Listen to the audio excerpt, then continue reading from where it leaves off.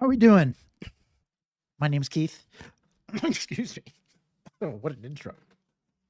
I'm your meditation teacher here on this channel, Meditation Breaks. On this channel, we learn how to meditate and different ways we can use meditation in our life. So if you are brand new and you're like, hey, I don't know anything about meditation, every class I start with an intro to what the heck is this thing? So you don't need any prerequisite experience to be here or, get something out of this class. Each week I will begin clean slate. So that's how we'll start. I'll talk a little bit about what meditation is, how it works, why it works, why bother, right? We got a lot of things that we want to do with our life. Why is this one that might be interesting to do? Then we'll do a little short meditation together. It'll be probably like 5 minutes just to get everyone situated with, that's how we do it. And then we'll move on to our weekly topic. So each week, we focus on a specific topic related to meditation, and then do a meditation on it. Some of the topics I have planned. Others, I just have like an interesting idea a couple hours ago, and it's kind of like a discussion on this thing. Today's the latter. Sending peace, love, and fluffy stuff. Oh, that sounds very comfortable. Thank you. Okay, so we're going to get started. And before we do, just very quickly, if you have any questions on anything that I'm talking about, or something comes up, or you have a comment or whatever, you can use the chat. You could see some people already using it. And that's the best way to get your question answered. You don't have to wait for me to be like, does anyone have questions? You could just ask. I will also be giving everyone my email towards the end of today's class. So if you think of your question after I have gone offline, then you can email me and we can talk. Or you can just email me to say hi. Do whatever you want. All right. So we're going to get started. And lately I've been liking getting started by asking, what is meditation? Because we all know kind of what it is, even if you've never done it. If you saw somebody meditate, you'd be like, they're meditating, right? And that usually boils down to somebody sitting cross-legged, their hands are like this or whatever, and their eyes are closed. They look very relaxed. We're like, man, I'd like to be relaxed like that. And so this is our kind of generic image of what meditation is. When we think of a word, our mind like kind of conjures this image of the thing, our generic image of the thing. For meditation, it is that sitting down, cross-legged, with your arms like this. If you Google meditation, that's literally what comes up. This is a seating position. It is not meditation. It is just a orientation of your body. And then while you have oriented your body in that way, you meditate.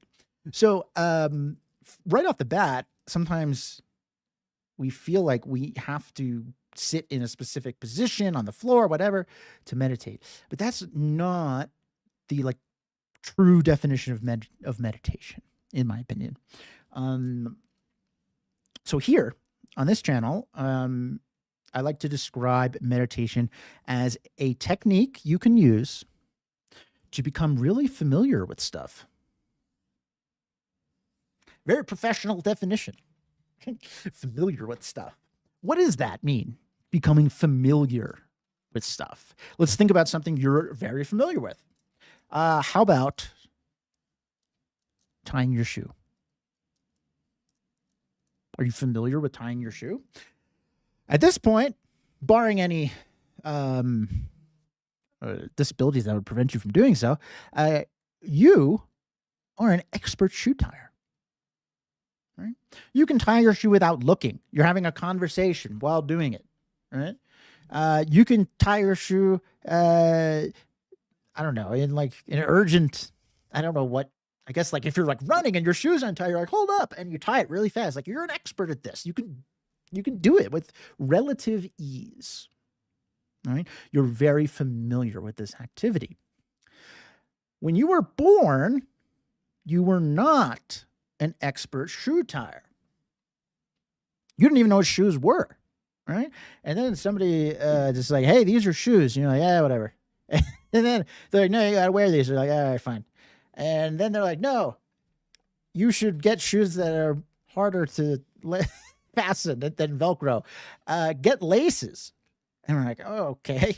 And then we try to make our first shoe tie knot. And what happened?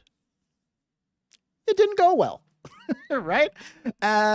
We're got to put 2 loops through a thing, and then it's very complicated, And at the time, this was one of the more challenging things you've ever been tasked with learning, right? Tying your shoe. Now, you're an expert. So what's happened in between not being adept at shoe tying and being an expert? Familiarity, right? You have become so familiar with the mechanics of tying your shoe that you can now do it without much effort, mental, physical, the whole thing.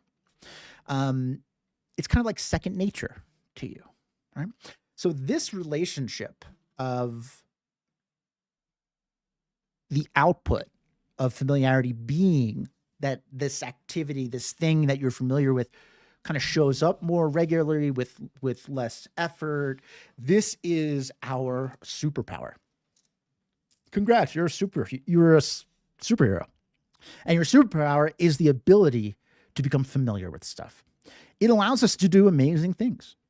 Everything you've ever learned from the moment you were born up until now has been an exercise in familiarity, right?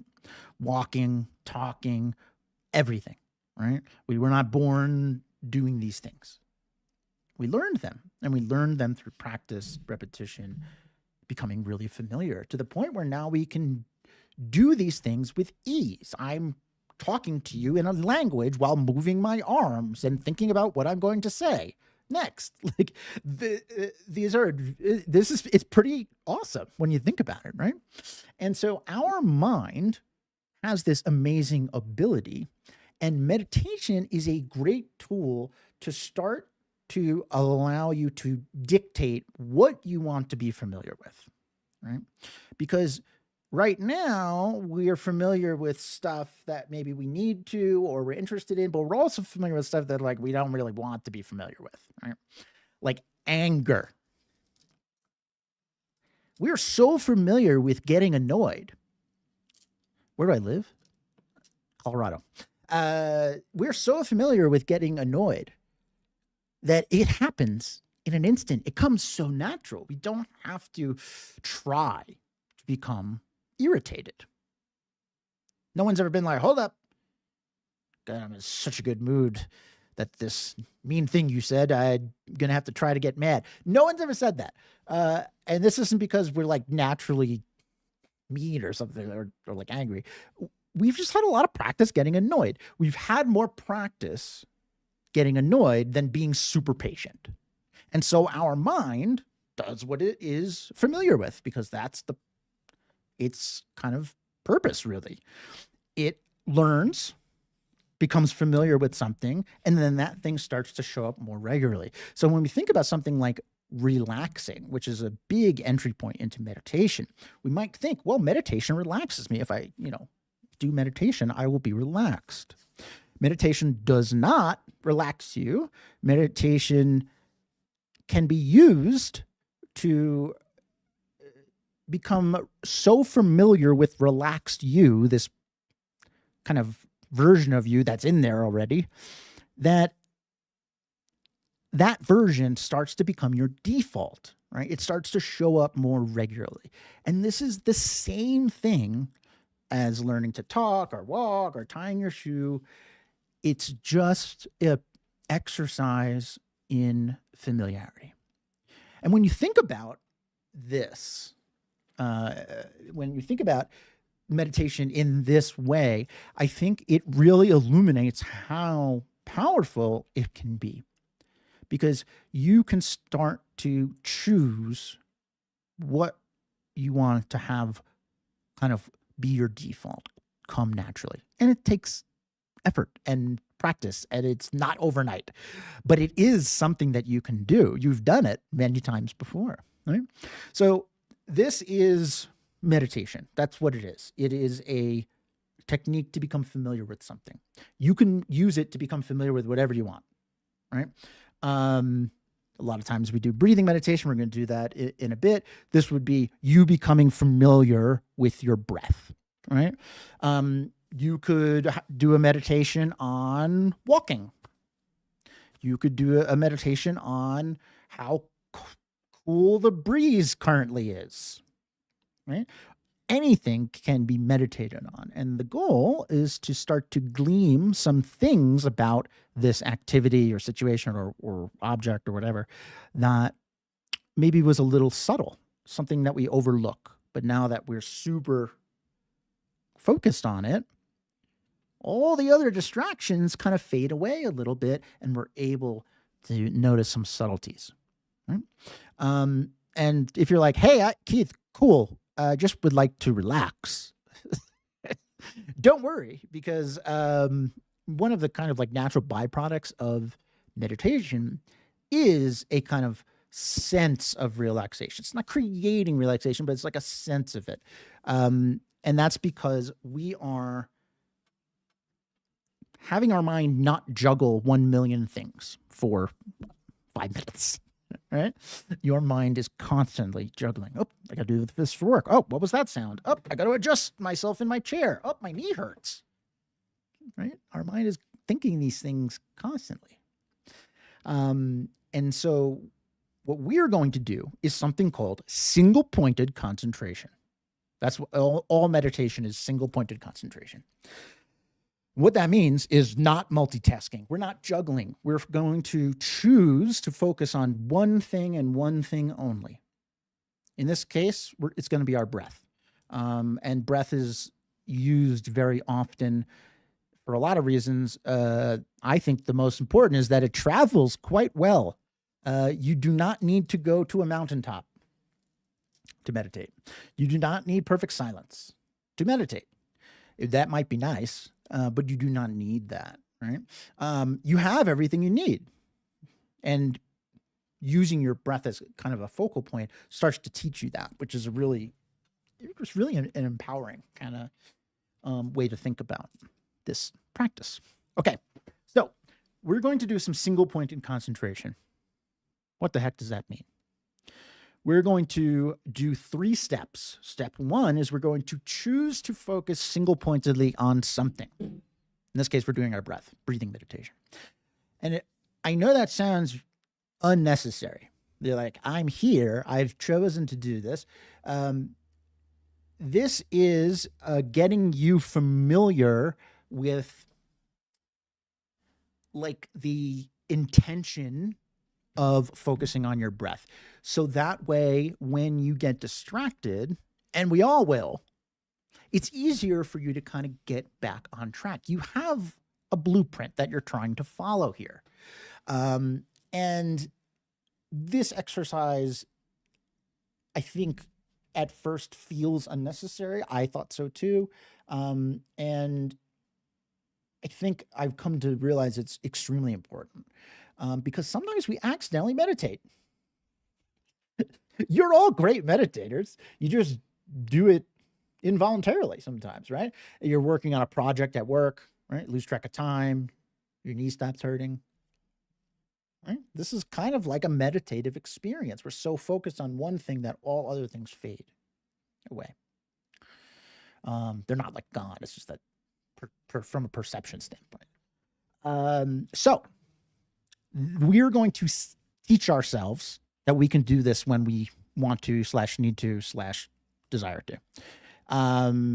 And that starts with setting an intention. All that means is you saying to yourself, hey, self, I'm going to focus on my breath for the next couple of minutes to the best of my ability. And that's it. That's my only task, right? Just setting this goal, essentially. Then we're going to actually do this. We're going to turn our full undivided attention to our breath. I will be guiding, so you will not be on your own. You can just kind of listen to what I'm saying and breathe and stuff. And while we're doing this, you will definitely notice that your mind gets distracted at some point.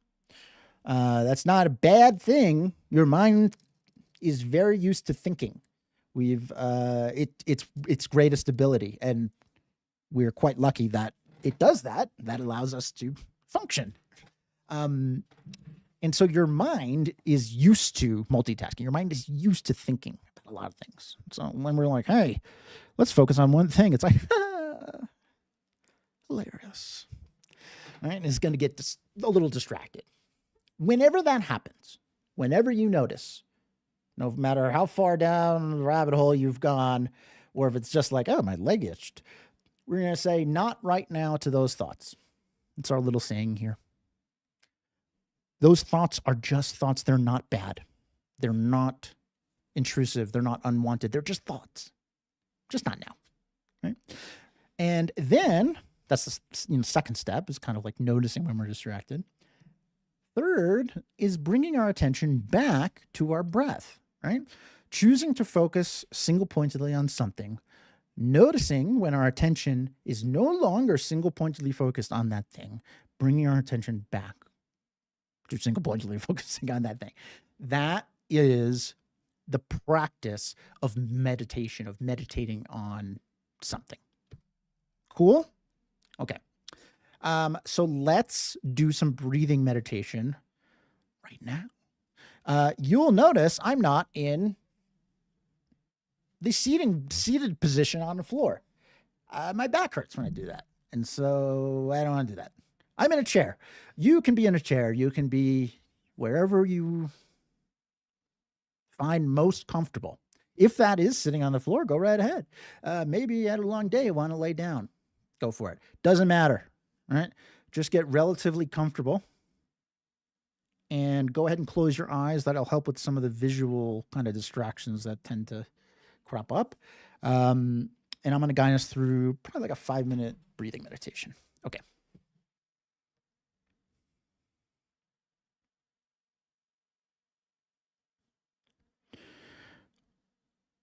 When you start a meditation, it can be helpful to take a moment and check in. Ask yourself, how am I feeling right now? In this exact moment, maybe you're feeling tired from a long day. Maybe you're energetic. Happy, sad, whatever it is fine. It's perfect. We don't need to change it. We're just observing.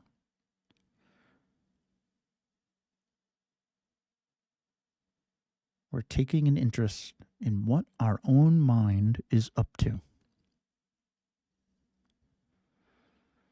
This is a practice called mindfulness.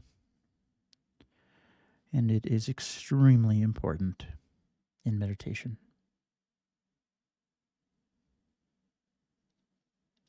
Take a moment, check in.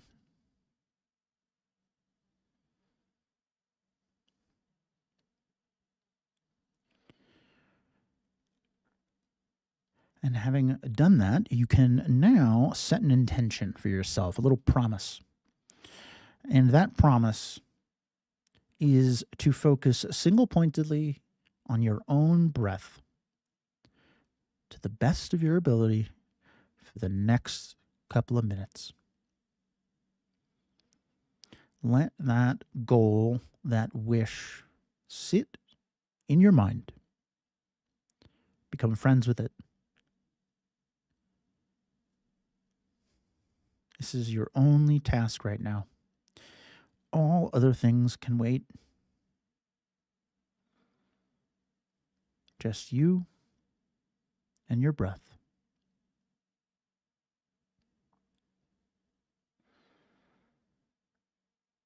And with that intention set, we can act on it. You can turn your full, undivided attention to your own breath. Breathing in, breathing out, very gently and very naturally.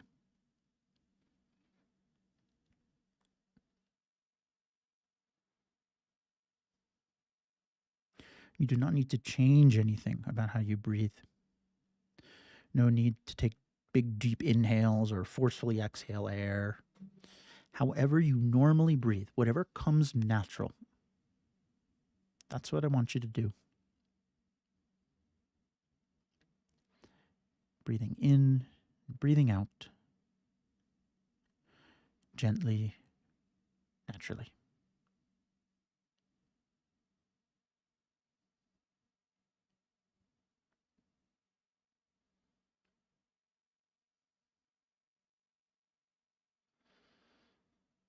At some point, often rather quickly, you may notice your mind trying to split time.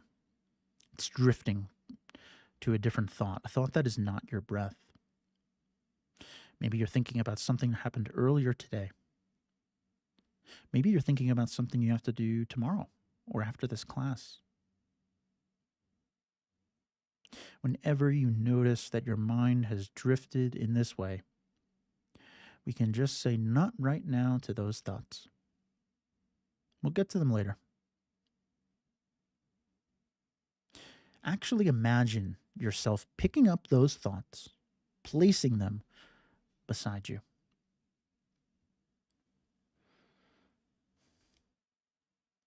And with those thoughts placed beside you,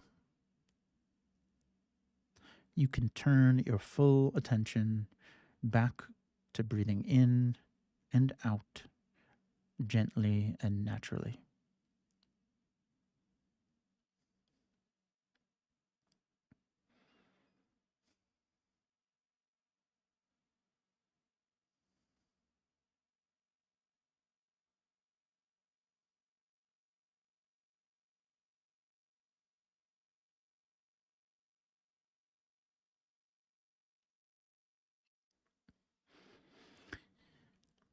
As you begin to really plug into your breath, single pointedly focusing on each moment of each breath,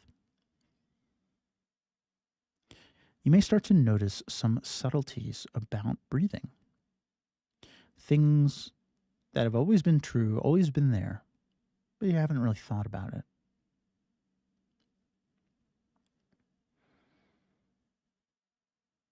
Maybe you're noticing how the air feels cool temperature-wise on the tip of your nose every time you inhale.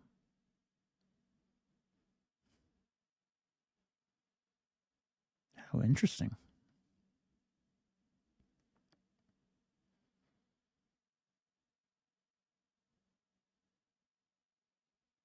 And when you exhale, that air feels a bit warmer, doesn't it? Interesting.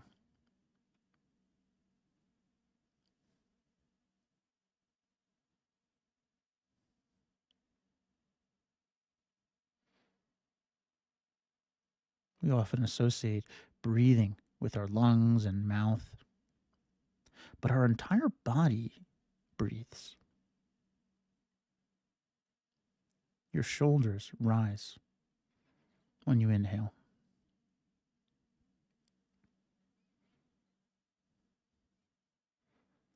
And those same shoulders fall when you exhale.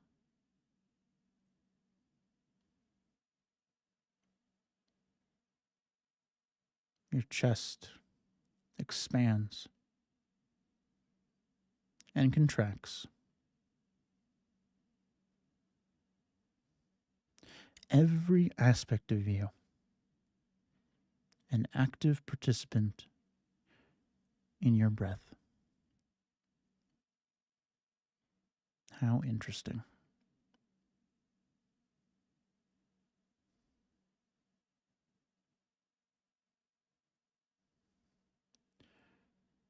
Breathing in, breathing out. Very gently, very naturally.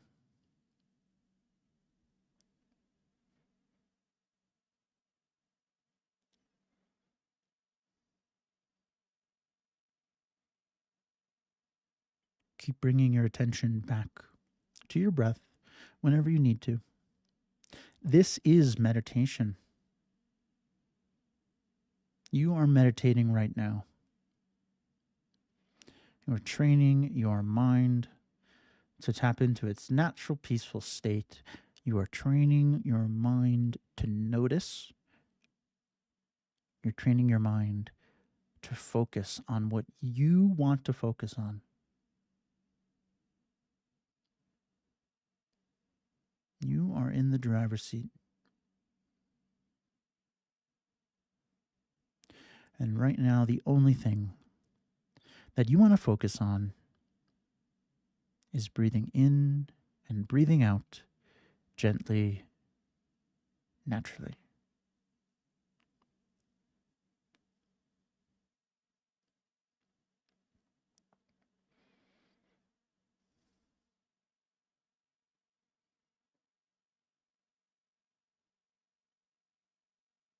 Just for the next few moments, you can just enjoy sitting here breathing. No need to think about too much or anything at all. Just take a little time for you.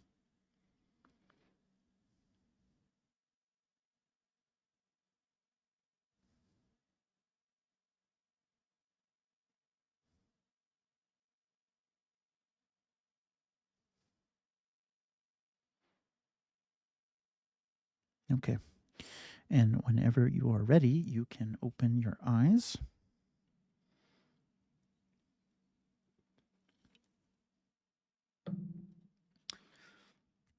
Hello. Congrats. You meditated. 3 steps. Doesn't mean it was easy. I mean, maybe it was, maybe it wasn't. A lot of times when we're starting meditation,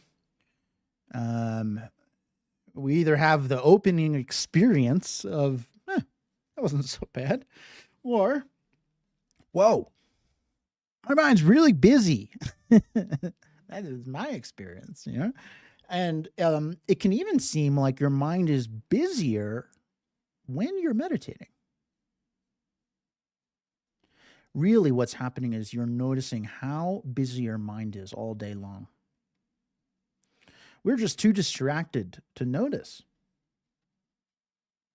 So when we actually focus on our breath, single pointedly or anything, and our mind starts to default to its default, it becomes very apparent, right? This does not mean you're not good at meditating. This is a huge kind of touch point for new meditators. You're going to get distracted. I've been meditating for an extremely long time, and I still get distracted. The goal is not to never get distracted.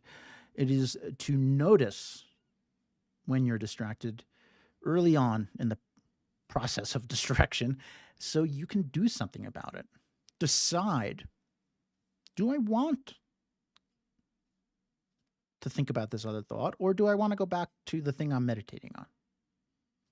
I want to go back to the thing we're meditating on. But this is all about choice, right? Being aware of our mind and using that awareness to facilitate choice. Meditation is a muscle. Yeah, it's actually a really great comp. And muscles are an excellent example of familiarity. I don't know if you know this about me, but I don't run. And so if I we're like, hey, I got to go run 5 miles. I can pretty much guess that I'm not going to feel very great, right? Because my muscles are not familiar with running 5 miles, right? But that doesn't mean that my muscles cannot be familiar with that. It just means they're not. And if I trained, when I started running, training for, this race or whatever, I would start to be able to do it, right? And so just like your muscles kind of strengthen over time, so does your mind. Right? So yeah, it is a really good comp. Thanks for that. Okay. So that's breathing meditation. If you have any questions on it, you can always feel free to ask me. I'm going to move on to our topic for today. And this topic is something that kind of just popped into my mind yesterday. Right? And it is something that I personally struggle with. And often I like to use myself as an example to kind of show you guys that I too am working on these things and how I approach using meditation to help, right?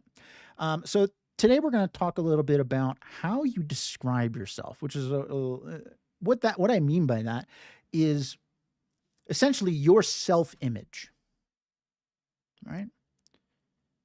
The labels you use to describe yourself. If I was like, hey, describe yourself, you'd be like, what?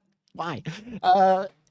And you'd be like, I'm an artist, or I don't really like water.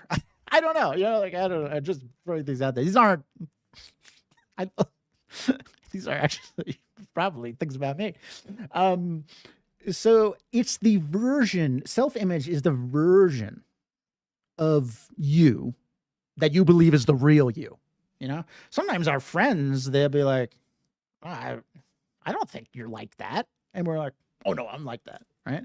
And so it's the version that we think is kind of true, real, and the attributes associated with that feel like unflexible, not flexible, permanent, right? If you're like, I am an anxious person, that's how you think of yourself. That's your, part of your self-image. That feels permanent, right? It feels like I am this.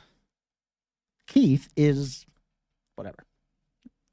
So, self-image is something really important to mental health. It's something really important to meditation. And it's something I struggle with quite a bit. And that is not, necessarily unique. I think that we all have issues with self-image in some capacity. Maybe we just don't think of it in that way, right? And today I wanted to, because if you've been coming to this channel, we've talked about this before, but I'm going to approach it from a different way. And this is kind of where, like, my mind was at yesterday. So I am in therapy, and I had a really interesting kind of, I don't want to say revelation, but, realization. That also sounds very powerful, but I guess it kind of is. I've had this realization that one of like the sticking points of my negative self-image is actually not true.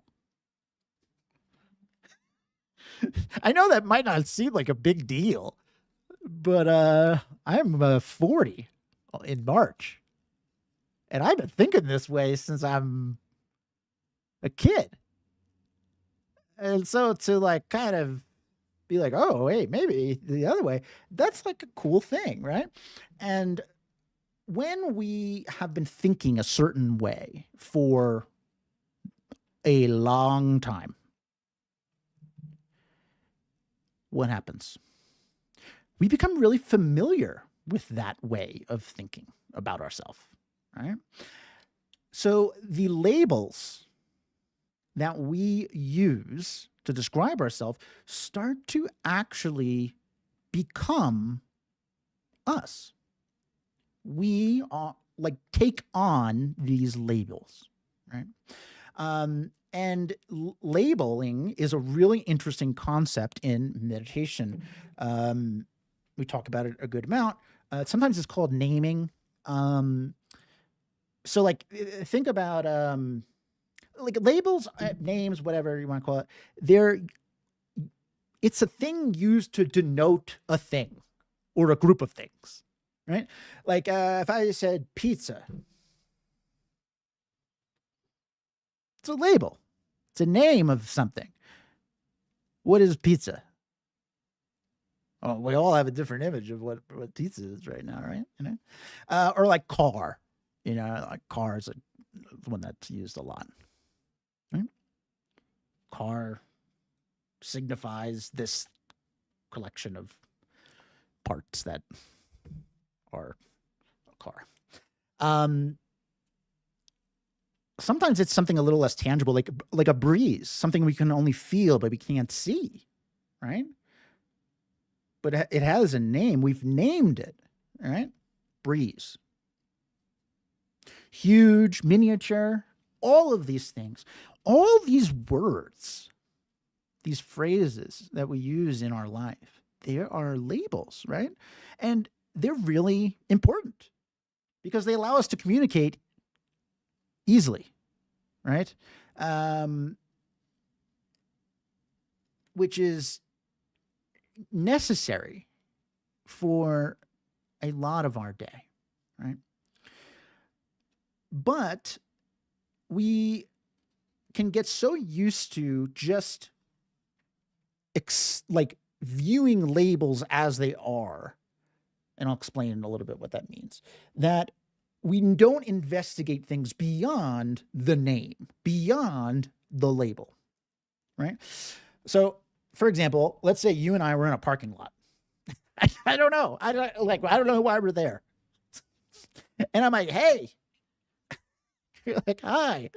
And I go, touch your car. And he goes, you're weird. And then I say, I know, but touch your car. And then you do that. Right? You touch your car. So like there is this thing that has a label, car, and your mind knows what that is. And so when I ask you, touch this thing, you go, boop. And without any investigation, you've touched your car. Mission accomplished. Let's move on. Right? But what if I were to say, well, you touched the door. Not the car. You touched a door. Car door. What about the window? Was that the car? I'd be like, yeah, that's window's the car, right? And then I'm like, okay, well, if the window's the car, if I just had a window, is that a car? And everything else is gone? Right? And so now we can start to see there's some nuance to this idea of car, this label, this thing that we just think of as natural truth. Car is as it appears. Actually has a lot of subtlety. A car is a series of parts assembled in a specific fashion. Car isn't a thing. Car is just a combination of things. But those things are also combinations of things, right? And so when we investigate labels, we can sometimes discover that we might have been looking at it at a very surface level. Now, this is a I think it's a really interesting topic. It's a huge topic in meditation, this idea of like, existence of like car and whatnot. We're not talking about that today. That's a very long conversation. But the point here is that this applies to the labels we use to describe ourselves, right? So for me, I like very much consider myself to be not a hard worker. That is, like if you want to call it being lazy or like, whatever, not, don't have drive. There's like a million different ways you could describe it. But that is something that I believe about myself. That is something that is a label that I use to describe myself, right? If I was being honest and you're like, what, who are you? And I was not trying to, look my best and I was being honest, I'd be like, well, I'm not a hard worker. Right? So if we don't investigate that phrase, that label, over time, that starts to take form it become like a reality, right? Like, and we're like, well, I'm not a hard worker. Like inherently, I'm not, and so that's not something I do or can do. Right? And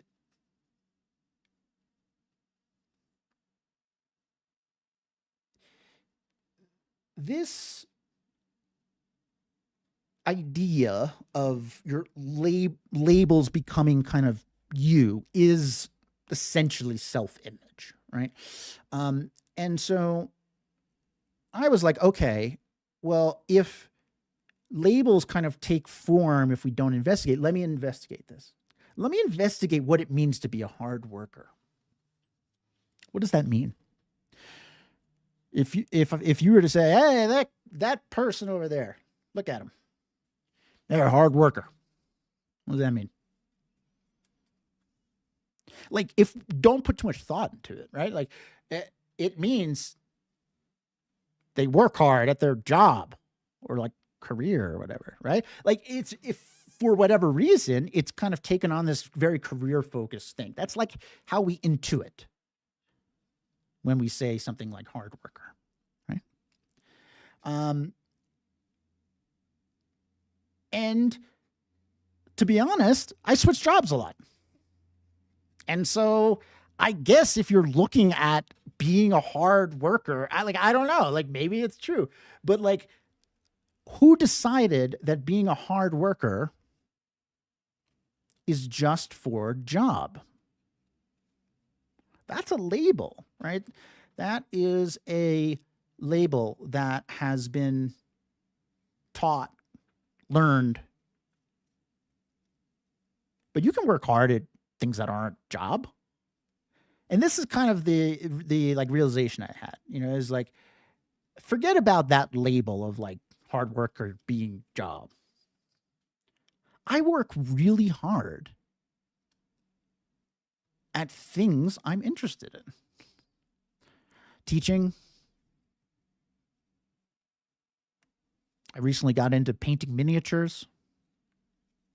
I work really hard. All right. And so this label that has been with me for I can't do math. Essentially forever, right? Is not true, right? It's only true because I didn't investigate the label. Like starting an awesome YouTube channel. Well, it's a good example. Like, I was like, hey, this is something I want to do. I'm interested in it. And it takes hard work. You got to get equipment. You got to like plan stuff, which I'm not, I don't associate myself with being a planner, right? But again, these labels are kind of limits into what we think we're capable of doing. And when we start to investigate them, we start to see that they might not be as cut and dry as we thought. It doesn't necessarily mean that, like, it's the opposite or something like that, but there's nuance, right? There's subtlety. Just like when we were meditating, we were talking about how when we are really focused on something, what happens?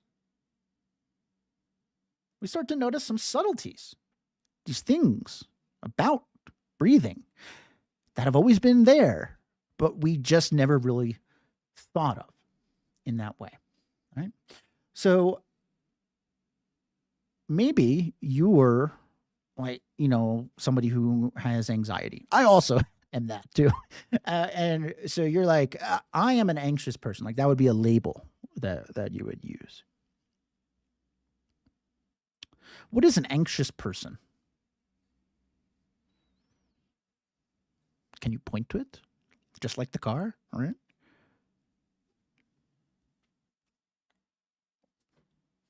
I'm pointing to my chest.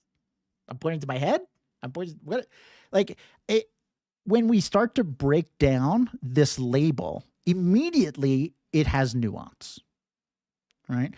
And the idea of an anxious person, like implying that we're always like that's just us, but that's not true. I'm not always anxious.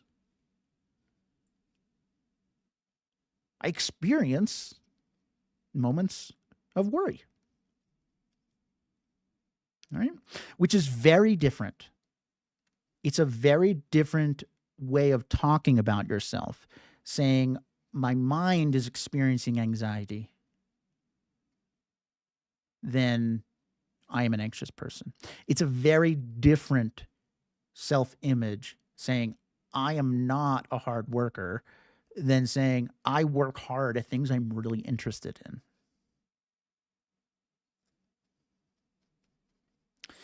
And so, just like we've crafted this persona for ourselves by not investigating the labels we use,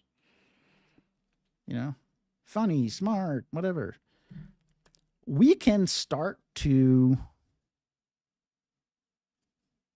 find the real us by doing a little investigation. And meditation is a amazing way of doing that. I like to kind of attribute meditation. It's like you're doing your own little Sherlock Holmes episode. You're the director, producer, and all that. It's like a self kind of therapy, really, self exploration, right? Anyway, so I want to do a meditation that is somewhat related to these things. And I know this maybe was a little bit of a disjointed topic, but I think it's cool to see how meditation and the things we talk about on this channel are being applied to my life, just like you're applying them to yours. And so, if you've been coming for a while, you may have been like, oh, well, the thing you're talking about is like, wisdom, what the way things actually are versus the way they appear to be. That's something we've learned. And so all of these concepts that we have learned on this channel, they're not just for when we're here meditating. We use them all the time, and they can have really powerful results. Cool. Thank you. I appreciate you letting me share that. Okay, so we're going to do a meditation. Could you guess that? And what I think I'm going to do is we'll start with a little breathing meditation, and then we'll do a little very short exercise on this idea of labels. Cool? Okay. Any questions before we get started?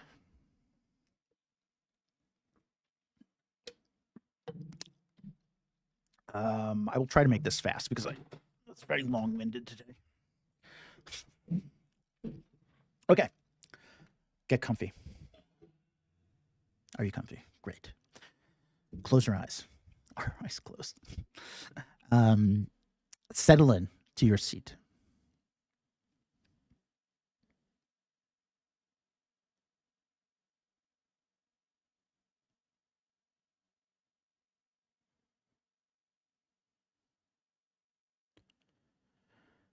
take a moment and check in. What's your mind up to now? In this moment, we're not comparing it. Before is done. Just now.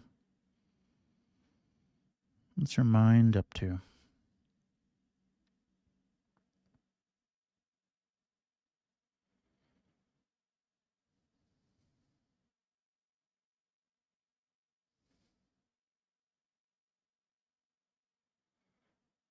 Having checked in, you can once again set an intention to focus single pointedly on your own breath for just a few minutes.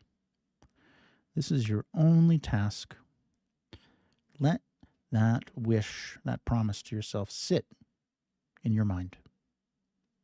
Become familiar with it.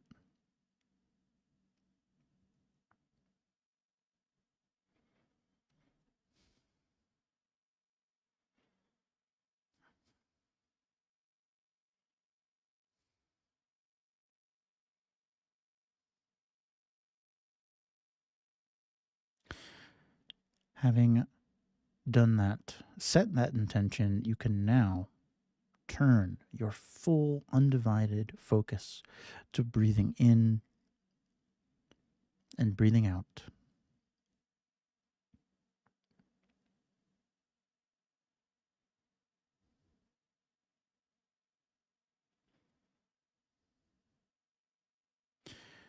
Breathing very gently, very naturally as you relax into your seat.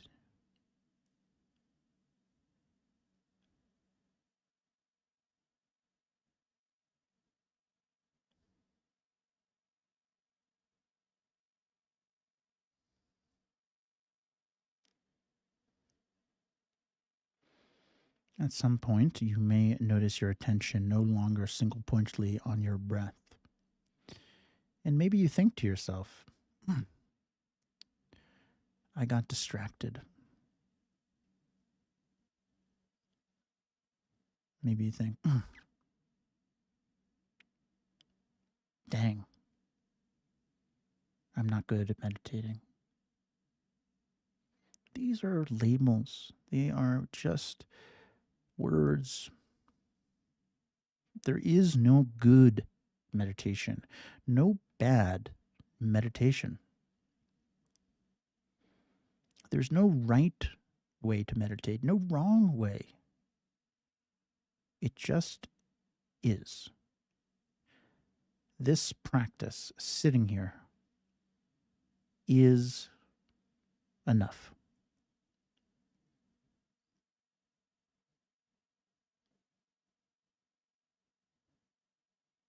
So if you get distracted, no judgment, just bring your attention back to breathing.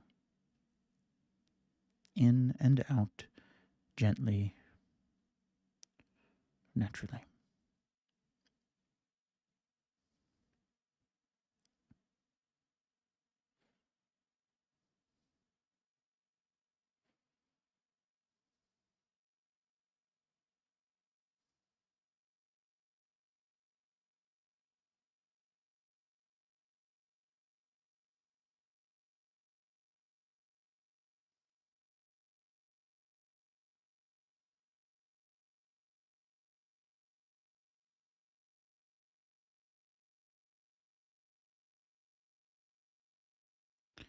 When the sky is overcast,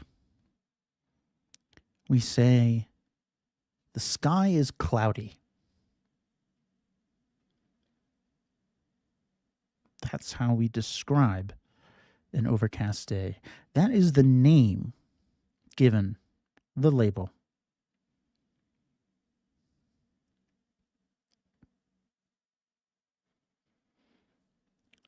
And it can be helpful to describe it in this way. If someone's asking us for the current weather, this is a very concise way of doing so.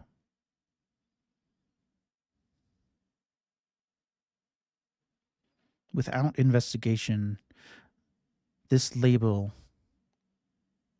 is a perfect match for the image it conjures for us. But what if we investigate?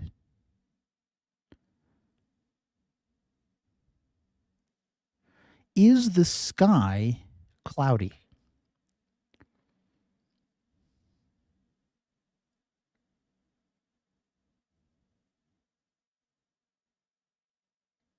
If you ever been in an airplane,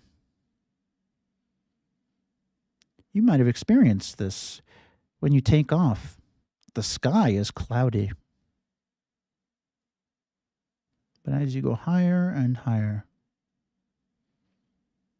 you reach a point where the sky is not cloudy. The sky is blue as it ever was, completely unchanged.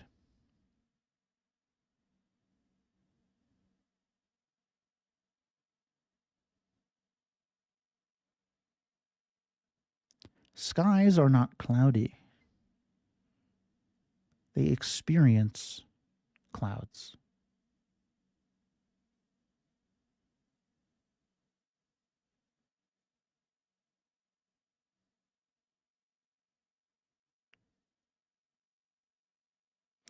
By investigating this label, cloudy,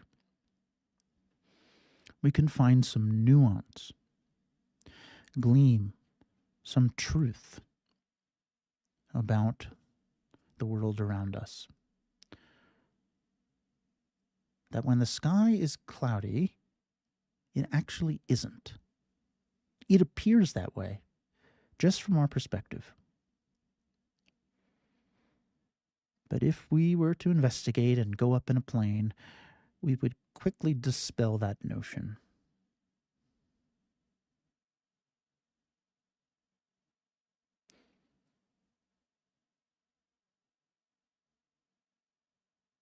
Just as clouds do not have the power to take over the sky or destroy the sky, consume it, the labels that we give ourselves do not have the power to change us.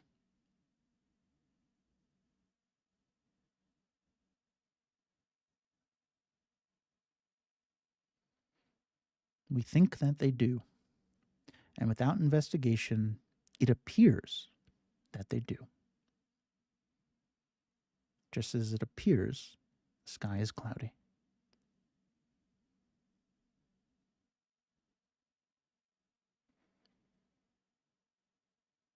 But investigating reveals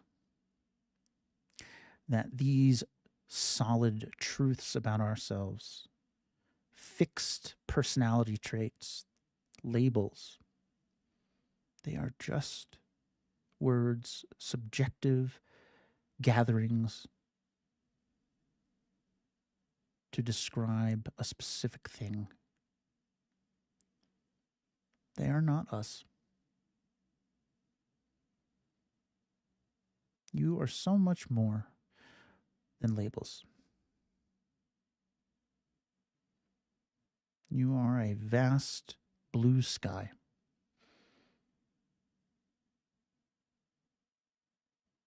Even when you're experiencing clouds.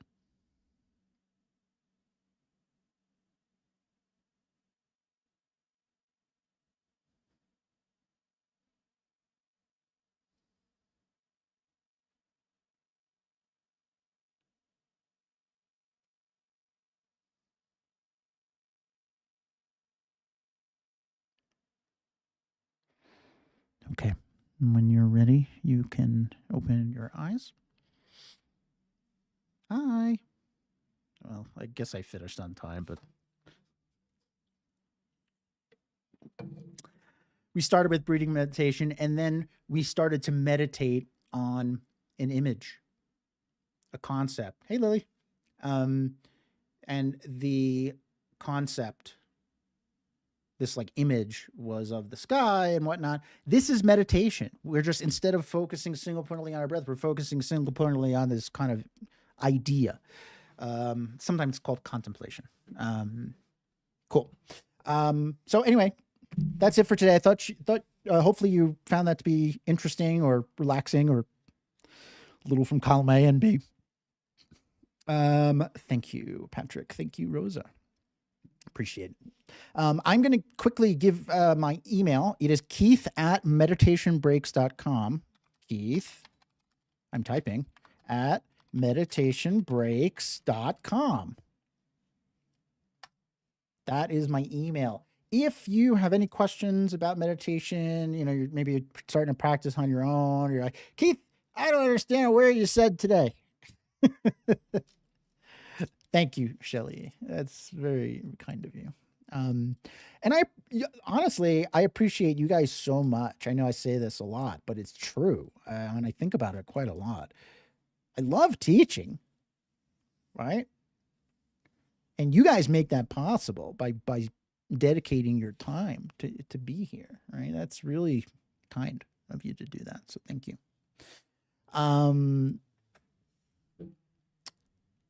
If you are like, I am super into meditation, I would love to do some private study, I do offer that. If that's interesting to you, you can email me and we'll find a time to have a one-on-one. One-on-ones are great because we can focus on something specific. Maybe you're like, nah, self-image, boop, got that. I want to work on this. I do it all virtually. It's pretty laid back. So if that's interesting to you, email me, and we'll find a time. Cool. Thank you all for being here and staying a little late for me. And I hope you have a wonderful week, and I will see you next time. All right. Take care.